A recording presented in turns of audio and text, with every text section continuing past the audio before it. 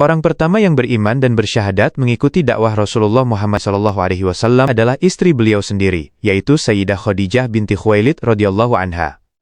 Beliau adalah sosok yang langsung membenarkan kenabian Rasulullah saat wahyu pertama turun di Gua Hira, memberikan dukungan moral, serta menenangkan hati Nabi di masa-masa awal yang penuh kegelisahan. Selain Khadijah, ada beberapa sosok lain yang menjadi pionir, as-sabiqunal awwalun, dari berbagai kalangan. Abu Bakar As-Siddiq, Ali bin Abi Thalib, Zaid bin Harithah, Bilal bin Rabah. Khadijah bukan sekadar pengikut pertama, tetapi juga pendukung utama yang mendampingi Nabi Muhammad SAW dengan seluruh jiwa dan hartanya hingga akhir hayat beliau. Saat Nabi Muhammad SAW menerima wahyu pertama di Gua Hira, beliau pulang dalam keadaan gemetar hebat karena ketakutan. Beliau berkata, "Selimuti aku. Selimuti aku." Khadijah tidak panik. Beliau menyelimuti suaminya dan mengucapkan kalimat yang sangat melegenda untuk menenangkan Nabi. "Demi Allah, Allah tidak akan menghinakanmu selamanya. Engkau adalah orang yang menyambung silaturahmi, membantu orang yang kesusahan, dan memuliakan tamu." Khadijah membawa Nabi menemui sepupunya, yang merupakan seorang pendeta Nasrani bernama Warokoh bin Naufal. Warokoh lah yang kemudian mengonfirmasi bahwa yang datang kepada Muhammad adalah Namus, malaikat Jibril, yang juga datang kepada Nabi Musa. Khadijah adalah wanita terkaya di kaum Quraisy pada masanya. Namun, setelah masuk Islam, beliau menyerahkan seluruh hartanya untuk kepentingan dakwah. Beliau setia mendampingi Nabi saat masa-masa sulit, termasuk saat umat Islam diboikot selama 3 tahun di Syi'ib Abi Thalib, hingga beliau jatuh sakit karena kelaparan. Mengapa beliau begitu istimewa?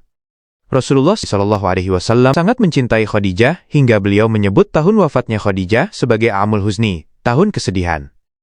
Rasulullah pernah bersabda, "Ia beriman kepadaku ketika orang-orang ingkar.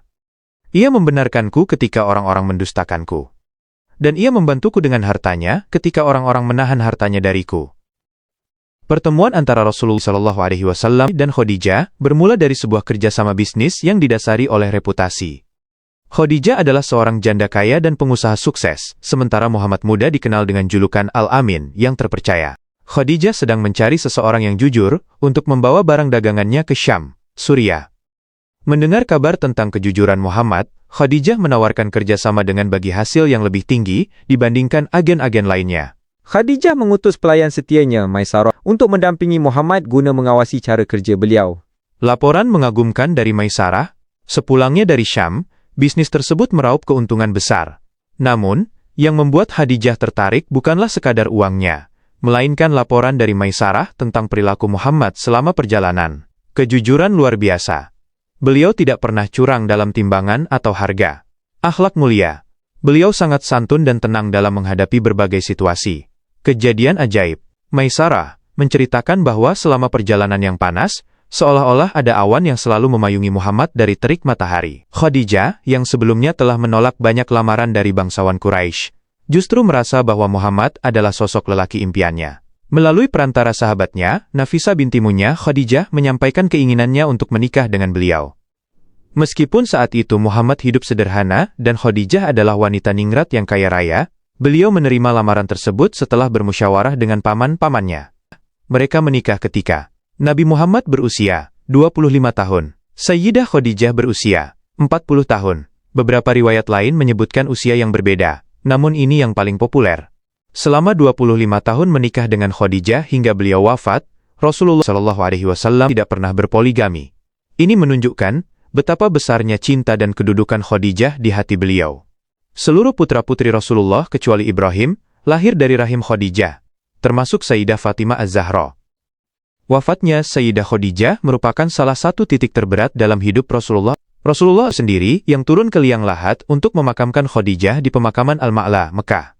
Beliau sangat terpukul karena kehilangan belahan jiwa. Khadijah adalah orang yang paling mengerti perjuangan beliau sejak awal. Jika Abu Thalib adalah pelindung Nabi dari gangguan luar, kaum kafir Quraisy, maka Khadijah adalah pelindung dan penenang hati di dalam rumah.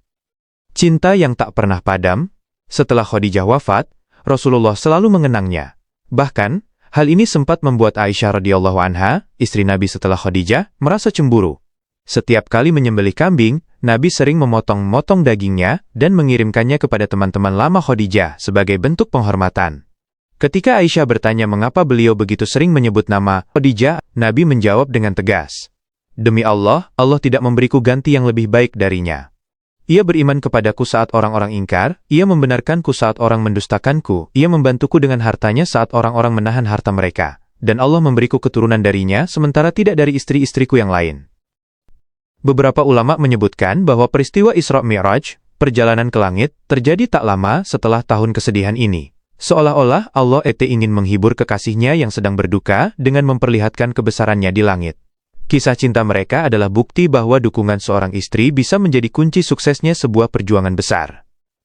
Peristiwa ini terjadi pada tahun ke-10 kenabian, hanya berselang singkat setelah paman Nabi Abu Thalib wafat.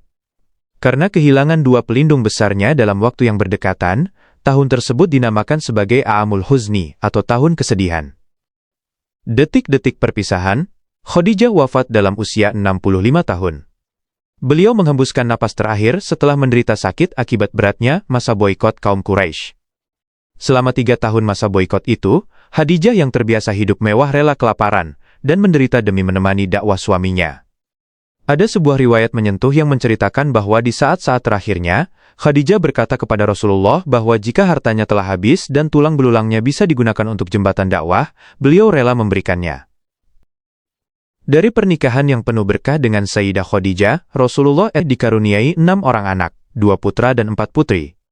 Sebagai catatan, seluruh putra Rasulullah wafat saat masih kecil, yang merupakan ujian kesabaran yang sangat berat bagi beliau dan Khadijah. Berikut adalah daftar putra-putri beliau berdasarkan urutan kelahirannya. 1. Al-Qasim, putra tertua Rasulullah. Karena nama anak inilah, Rasulullah mendapat julukan kunyah Abul Qasim, ayah si Qasim. Al-Qasim wafat di Mekah, saat usianya belum genap 2 tahun, masih masa menyusui. 2. Sayyidah Zainab, putri tertua beliau. Ia menikah dengan Abu Al-As bin Al-Rabi'ah, sepupunya sendiri. Zainab adalah sosok yang sangat sabar dalam menghadapi ujian rumah tangga di awal masa Islam. 3. Sayyidah Ruqayyah, ia menikah dengan Utsman bin Affan. Pasangan ini merupakan bagian dari rombongan pertama yang berhijrah ke Habasyah, Ethiopia, untuk menghindari siksaan kaum Quraisy. 4. Sayyidah Ummu Kulthum. Setelah kakaknya, Ruqayyah wafat, Ummu Kulthum juga dinikahi oleh Utsman bin Affan. Karena menikahi 2 putri Rasulullah secara berurutan, Utsman mendapat julukan Dzun Nurain, pemilik 2 cahaya. 5. Sayyidah Fatimah Az-Zahra, putri bungsu yang paling dicintai Rasulullah dan sering disebut sebagai pemimpin wanita di surga. Ia menikah dengan Ali bin Abi Thalib. Melalui garis keturunan Fatimah inilah, lewat Hasan dan Husain, silsilah keturunan Rasulullah berlanjut hingga hari ini. 6. Abdullah, putra kedua yang lahir setelah masa kenabian dimulai. Ia juga memiliki julukan At-Thayyib dan At-Thahir, yang baik dan yang suci. Namun, sama seperti kakaknya Al-Qasim, Abdullah wafat saat masih bayi di Mekah.